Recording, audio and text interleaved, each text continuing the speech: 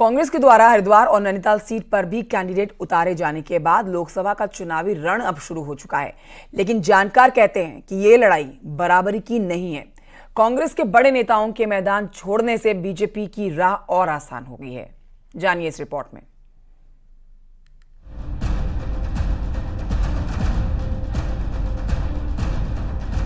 लोकसभा चुनाव के लिए बीजेपी ने 3 सीटों पर अपने सिटिंग सांसदों को ही रिपीट किया, तो 2 सीटों पर टिकट बदलकर 2 बड़े नाम पूर्व सीएम त्रिवेंद्र रावत और राज्यसभा सांसद अनिल बलूनी को मैदान में उतारा गया। ठीक इससे उलट कांग्रेस के बड़े नेताओं ने मैदान में उतरने से परहेज ही नहीं किया, बल्कि साफ तौर पर मना भी कर दिया। हरिद्वार लोकसभा सीट पर बीजेपी की ओर से पूर्व सीएम त्रिवेंद्र सिंह रावत मैदान में हैं। उनके मुकाबले में कांग्रेस ने चुनावी मैदान में बिल्कुल नया चेहरा वीरेंद्र सिंह रावत को मैदान में उतारा है। यहाँ हरीश रावत हो या हरक सिंह, दोनों ने टिकट से किनारा कर लिया। टिहरी संसदीय सीट से बीजेपी की सिटिंग सांसद माला राज्य लक्ष्मी शाह चौथी बार मैदान में है।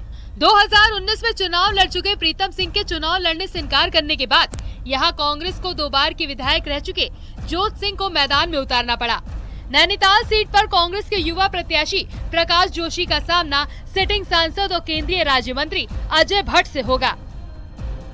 प्रत्याशियों की जो सूची कांग्रेस ने जारी करी है, इन दोनों की सूची का यदि मिलान करें तो इससे तो यही लग रहा है कि जैसे उन्होंने एक तरह से अपने हाथ खड़े कर दिए, सरेंडर कर दिया है।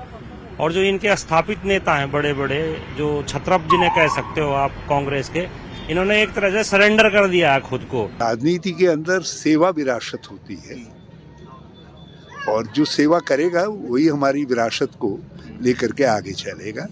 किसी विरासत किसी के सौंपने से नहीं होती है, ये कोई जमीन जायदाद नहीं है।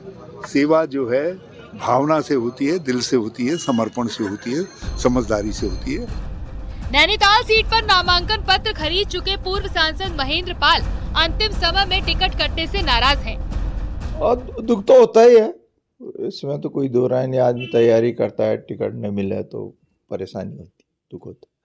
प्रकाश जोशी टिकट दिलाने में भी सहयोग कर रहे थे, ऐसी कोई बात नहीं है। लेकिन आखिरी मूवमेंट पे हाईकमांड ने, मेरी बात हुई थी, हाईकमांड ने उनसे कहा कि आप इलेक्शन लड़ो।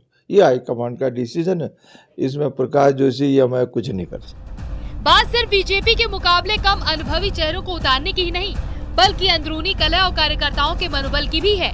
बड़े नेताओं के मैदान छोड़ने से कार्यकर्ताओं का मनोबल टूटा है, तो हरिद्वार में जिस तरह से हरीश रावत अपने बेटे को टिकट दिलाने में कामयाब रहे, उससे पार्टी कार्यकर्ताओं से लेकर सीनियर नेताओं के एक वर्ग में खासा असंतोष भी है। हरिद्वार से पुलकित शुक्ला, नैनीताल से वीरेंद्र के साथ, देहरादून से सुनील नप्रभात की रिपोर्ट।